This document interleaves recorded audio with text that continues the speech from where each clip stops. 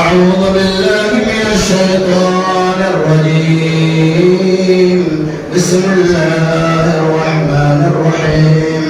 إن أول بيت وضع للناس للذي ببكة مباركا وهدى للعالمين فيه آيات بينات مقام إبراهيم ومن دخله كان آمنا ولله على الناس حج البيت من استطاع إليه سبيلا ومن كفر فإن الله غني عن العالمين. سورہ آل عمران پارہ نمبر 4 آیت نمبر 97. عن أبي هريرة رضي الله عنه قال سمعت رسول الله صلى الله عليه وسلم يقول من حج فلم يركض ولم يسرق كرجع يوم ولدته أمه. رواه متفق عليه. يعني اس روایت کو امام بخاری اور امام مسلم علیہ الرحمہ نے نقل کیا.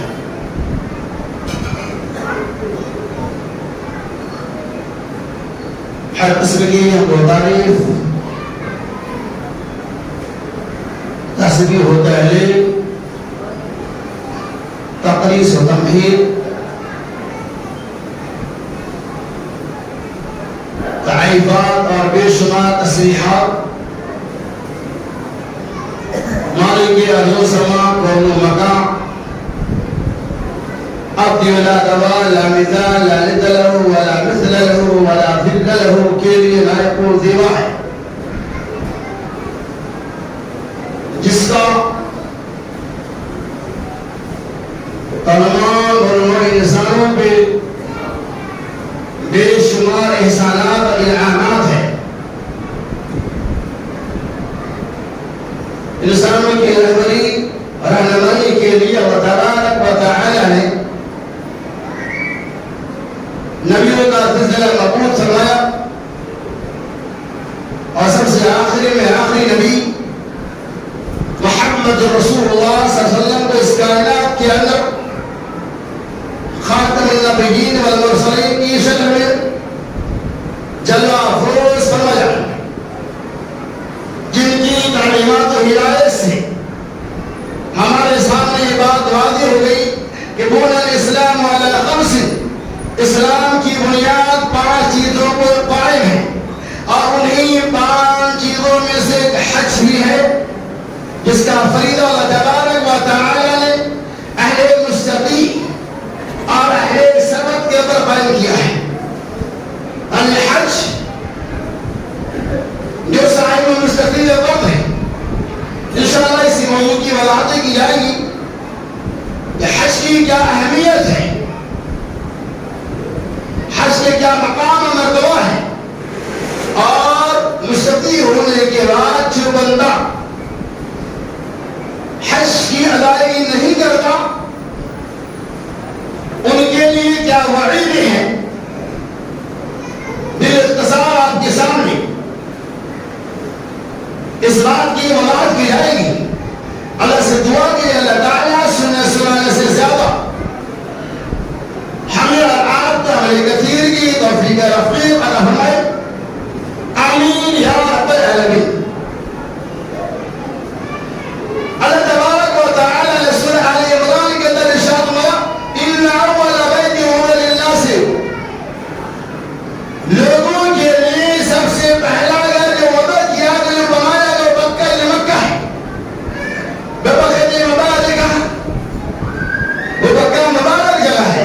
وضع للناس وبینات من الہدی، لوگوں کے لیے ہدایت ہے، واضح نشانیاں ہیں.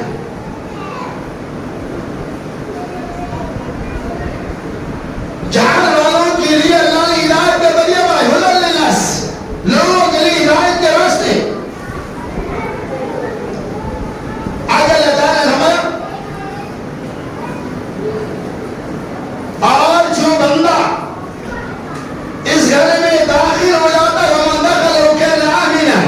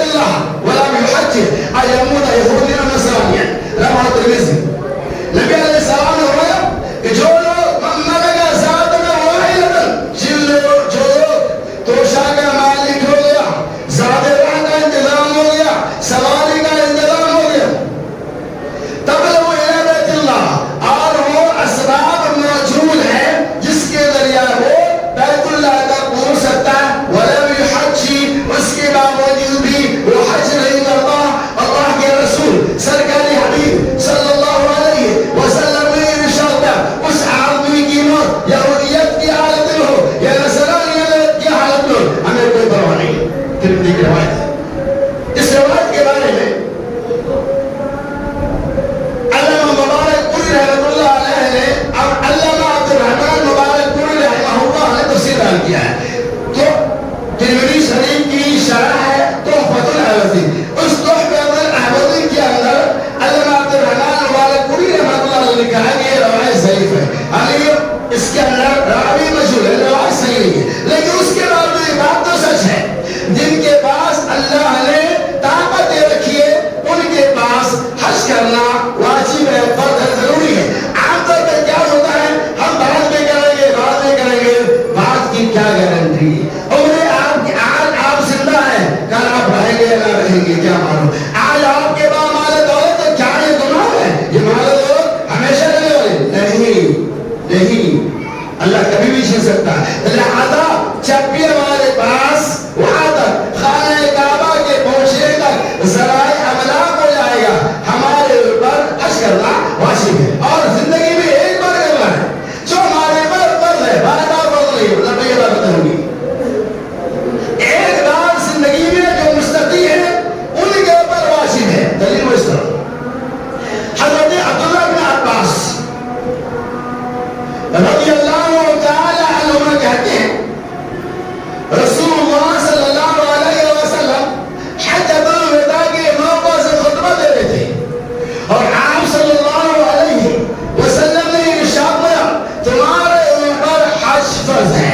ایک صحابی جس کا نام کیا ہے اقرا بن حابس رضی اللہ تعالی عنہ کھڑے ہو گئے اور کہتے ہیں یا رسول اللہ صلی اللہ علیہ وسلم کیا ہمارے اوپر ہر سال حج فرض ہے؟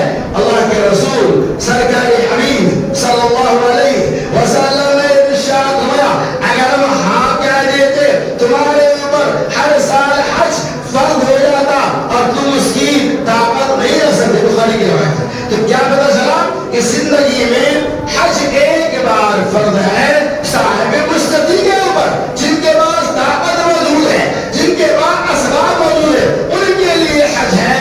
جن کے پاس اسباب ہے ہی نہیں وہ بیچارے کیا کریں گے. آدم سے تمنا ہے حج کے رکنوں کو اچھے ڈھنگ سے ادا کریں گے. کل بیمار پڑ جائیں گے, ہمارے عمر 60-70 سال کے ہو جائیں گے, لاٹھی پر لے چلنے والے ہو جائیں گے, وہاں پہنچنے کے بعد بھی حج کی ادائیگی صحیح طریقہ سے نہیں ہو سکتی ہے. اس لیے جو وقت ہے اللہ نے مستطیع بنایا ہے, اس وقت کو غنیمت سمجھتے ہوئے جیسے واجب ہے حج ہمیں ادا کر لینا چاہیے. باقی اس میں کیا ہوگا وہ اللہ رب العالمین جانتا ہے. ایک اور بات چلتے ہیں, سنتے ہیں حج کے فریضہ کو دیکھیے. حضرت عمر بن خطاب رضی اللہ تعالیٰ عنہ کہا کرتے تھے کہ میں چاہتا ہوں, میری یہ خواہش ہے کہ میں شہر میں جاؤں اور وہ لوگ جن کے اوپر حج فرض ہے جو مستطیع ہے حج نہیں کرتا ہے, میں ایسے لوگوں پر جس کا ٹیسٹ کرا کروں. حج کی اتنی اہمیت ہے کہ طاقت ہونے کے بعد حج کا کرنا نہایت ضروری ہے. اور ذریعہ حج ایسے نہیں کہ دل میں آیا اور گھر دوار بیچ کے حج کرنے چلے گا, ایسا بھی نہیں ہے. بچوں کو حقوق کو خلاص کر کے چلے گا حج کرنا, ایسا بھی نہیں ہے. قرآن نے اس کو واضح کر دیا ہے. آئیے دلیل دیکھتے ہیں. اللہ تبارک و تعالیٰ فرمایا سورۃ البقرہ آیت نمبر 197 اللہ فرمایا الحج اشہر معلومات فمن فرض فیہن عمرہ, کہ حج کے مہینے معلوم ہیں اور جو اپنے آپ پہ حج کو فرض کر لے اس کی ذمہ داری ہے کہ وہ حج کے موسم میں جو موسم ہے اپنے بیوی سے غسل خلاف نہ کرے, اس سے ملے نہیں, جمع نہ کرے, فسق و فجور نہ کرے, جنگ و جدال نہ کرے, لڑائی نہ کرے. اور کیا کرے وَتَزَوَّدُوا فَإِنَّ خَيْرَ الزَّادِ التَّقْوَىٰ, اور توشہ اختیار کرے. یہاں توشہ سے مراد کیا ہے معلوم آپ کو؟ زاد راہ, زاد سفر, کہ ہم خانہ کعبہ جائے اور وہاں سے پھر واپس آ جائے.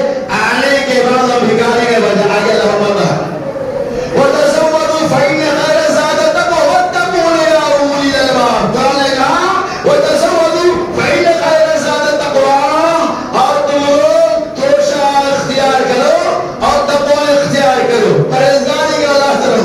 یہاں وَتَزَوَّدُوا فَإِنَّ الزَّادِ التَّقْوَىٰ سے مراد یہاں تقویٰ کے معنی پرہیزگاری, ڈرنے کے آتے ہیں, لیکن تقویٰ سے یہاں مراد یہ لیا گیا ہے کہ تم سوال کرنے والے نہ بن جاؤ. یعنی حج کرنے کے بعد آؤ تم سوالی نہ بن جاؤ, بھکاری نہ بن جاؤ, دوسرے کے سامنے اپنے دامن کو پھیلانے والے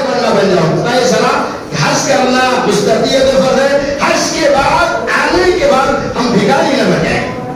کتنا پیارا مذہب ہے کہ آنے کے بعد کا بھی خیال رکھا ہے. کیا مطلب جن کے پاس حیثیت ہے طاقت ہے انہیں کسی آخری وقت کا انتظار نہیں کرنا چاہیے بلکہ جیسے ہی حج فرض ہو آپ کو حج ادا کر لینا چاہیے. اور چلیے آگے حج کے فوائد کیا ہے. الحمدللہ اگر آپ فائدہ سن لیں گے تو آپ کا ارادہ تو اللہ سب کا ہے. آپ پوری کوشش کریں گے اللہ کو اسباب پیدا کر دے تاکہ میں جا کے حج ادا کر لوں. کتنی فضیلت سن رہی ہے. حضرت ابو ہریرہ رضی اللہ تعالی عنہ کہتے ہیں میں نے رسول اللہ صلی اللہ علیہ وسلم نے فرماتے ہوئے سنا یقول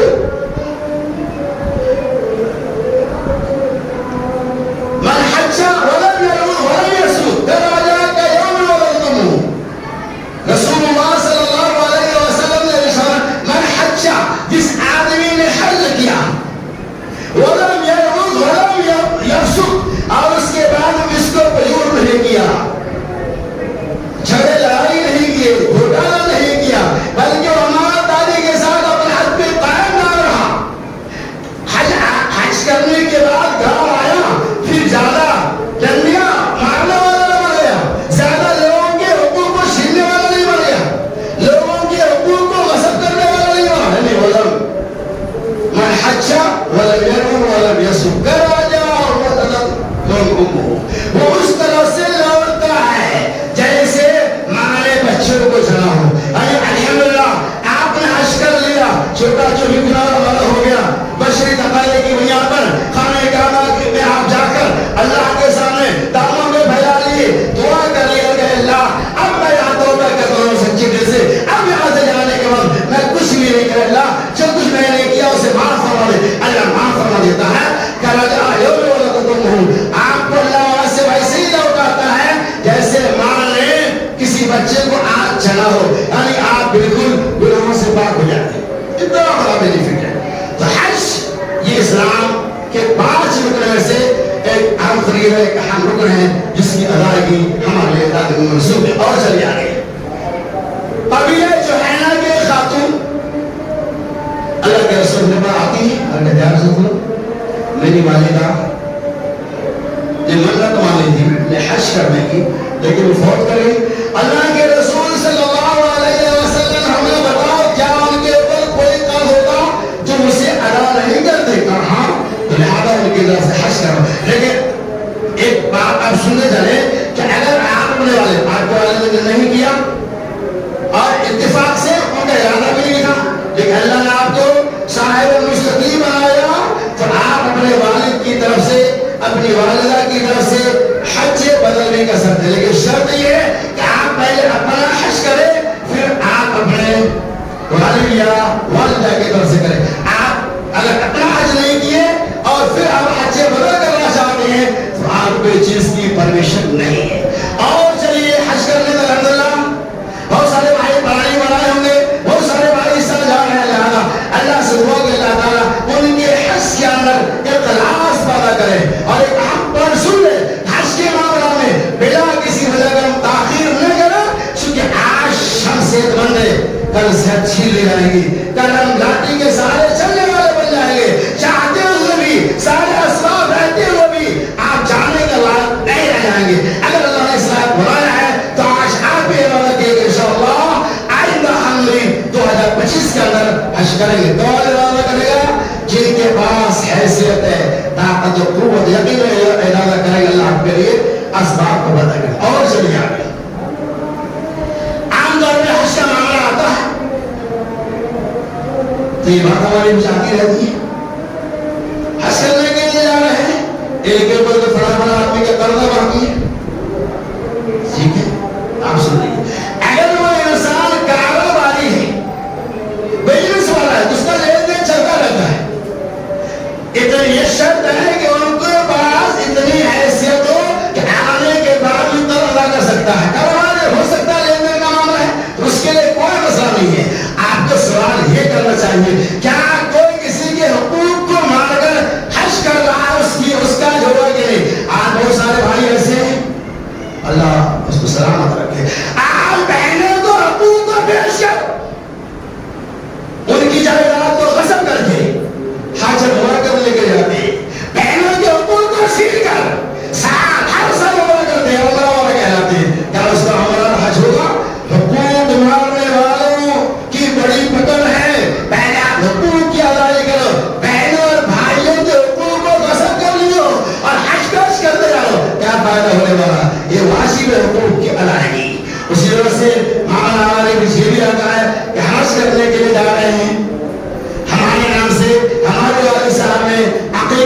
کیا ہے تو کیا ہمارا حج ہونا؟ سنیں میرے پاس لوگ آئے بھی ہیں، میں نے کتنے لوگوں نے منع نہیں کیا الحمدللہ. دیکھیے آپ حج کا رکھیے اور آپ کے والد نے آپ کی طرف سے عقیقہ نہیں کیا، کوئی مسئلہ نہیں ہے. آپ حج کر سکتے ہیں، جو حج کا عقیقہ سے کوئی نسبت نہیں، اس میں کوئی حرج نہیں ہے. آپ بلا جھجک حج کرنے کے لیے جائیں الحمدللہ. ایک مسئلہ یہ پتہ چلا کہ حج کے لیے عقیقہ کا پہلے ہونا شرط نہیں ہے. عقیقہ ہو چکا ہے الحمدللہ. آپ اس لیے عقیقہ کراتے ہیں کہ میرا حج نہیں ہوا، یہ تو فاسد ہے، اس سے کوئی تعلق نہیں. اسی طرح سے یہ بھی بات آتی ہے کہ حج کرنے کے لیے جا رہے ہیں جو راستہ ہے اس کو تقسیم کر لیا جائے، چونکہ آپ جانے کے بعد آئیں گے کہ آئیں گے اس کے گارنٹی ہے، لہذا تقسیم کر کے وراثت کو ہے نہیں. یہ بالکل باطل عقیدہ ہے، صحیح بات نہیں کہ عقیدہ میں شرع بات ہے کہ ہم حج کرنے کے لیے جا رہے ہیں، پہلے وراثت کو تقسیم کرتے جا رہے ہیں. وراثت تو جب تک باپ زندہ ہے اس کی ذاتی ملکیت ہے، اس کو اپنی زندگی میں حج نہیں بھی کرنے جا رہا ہے تو اپنے سامنے اسے بانٹنے کا کوئی حق ہی نہیں. حج کرنے جانا جانا جو دعا کرو اللہ رب العالمین سے، اگر ہو سکتا ہے اللہ کا پیار ہے وہی ہوگا تو الحمدللہ آپ بعد میں تقسیم کر لیں، کوئی مسئلہ نہیں. کیا مطلب کہ جو حج کرنے کے لیے جا رہے ہیں ان کو اپنے وراثت کو تقسیم کر کے جانے کی کوئی ضرورت نہیں ہے. آپ بلا تقسیم کی وہ جائے، جب موقع آئے گا اس اعتبار سے فیصلہ کر لیا جائے گا. اسی طرح سے حج سے جب آتے ہیں تو عام رواج ہے کہ حج کی روٹی، یعنی حج کر کے آئے ہیں تو روٹی کے نام سے کھانا گیا، ایسا کچھ نہیں. وہ بھی کس نے نہیں، ایسا کچھ نہیں.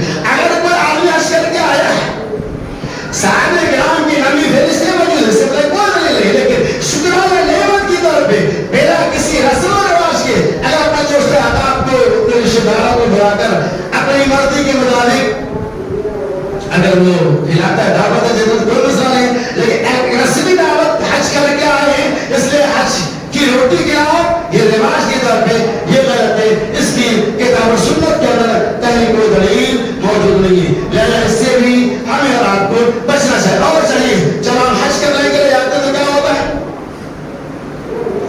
حج کے بے شمار ارکان ہیں، اس کی تفصیلات پر علماء سے اگر ہم ٹیمس رکھتے ہیں وہاں آپ پریکٹیکل طور پہ دیکھ سکتے ہیں. ایک عام بات یہ ہے کہ حج کرنے کے لیے ہم جاتے ہیں تو خانہ کعبہ میں حجر اسود کا بوسہ دیتے ہیں، اور حجر اسود کا بوسہ دینا یہ سنت نبوی بخاری کی روایت ہے. عام طور پر اعوذ باللہ من ذلک کچھ لوگ اس کو الگ نام دیتے ہیں، رسول حدیث. حضرت عمر بن خطاب رضی اللہ تعالی عنہ نے کہا اے حجر اسود میں جانتا ہوں کہ تو ایک پتھر ہے، تو نہ تو ولا تہمو ولا تزرہو، نہ تو تم نفع پہنچا سکتا ہے اور نہ ہی نقصان پہنچا سکتا ہے. اے حجر اسود سن لے، میں تمہیں بوسہ اس لیے دیتا ہوں کہ میرے نبی نے تمہیں بوسہ دیا ہے. میں پتھر سن لے، میں تمہیں اس لیے سنتا ہوں کہ میرے نبی نے تمہیں چوما ہے. نفع و نقصان کی وجہ سے میں تمہیں نہیں سنتا. بخاری کا روایت ہے. اور آج بھی کیا کریں اس طرح درگاہوں کو چننا شروع کر دیے، درگاہوں کے اندر جو ان کے پتھر کو تبرک سمجھنے لگے. آج کچھ اس طرح خطر حج میں جاتے تو پتھر کو چنتے ہیں، ہاں کیا ہوا؟ اس سے عین کو اس طرح کرتا ہے. درگاہوں کو چننا، مقبرہ کو چننا، قبر کو چننا جائز ہے، یہ باطل عقیدہ ہے. وہ تو سنت نبی نے کہا دیا، ہمیں اسے تسلیم کرنا ہے، چوچرا کی ضرورت نہیں. ایک مثال دے رہا ہوں، نبی نے فرمایا موسیٰ، اگر آپ مدینہ میں سفر کے اندر ہے موے مسا کرنا ہے تو نبی نے فرمایا موے کے اوپر کے حصے پہ، پیر کا موزہ پہنے ہیں، مسا کرنا ہے اوپر کے حصے پہ کرنا ہے. نبی نے کہا ہمیں اوپر ہی کرنا ہے. ہمارا عقل کیا کہہ رہا ہے؟ مسا تو نیچے ہونا چاہیے، گندگی دھول دار تو نیچے لگتی ہے، اوپر سے کیا اوپر کے نہیں. ہمیں عقل کو دخل نہیں کرنا ہے. نبی نے کہہ دیا اوپر کرنا ہے، بس کہہ دیا تو ہو گیا. ہمیں اوپر ہی کرنا ہے، نیچے نہیں کرنا ہے.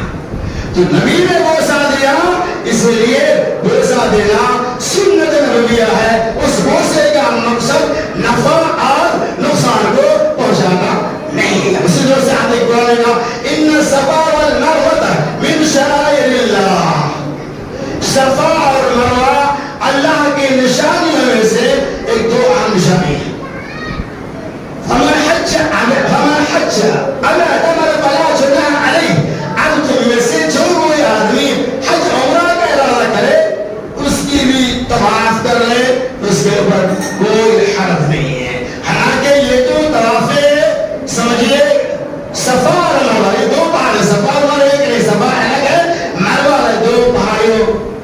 صفا اور مروہ ہے.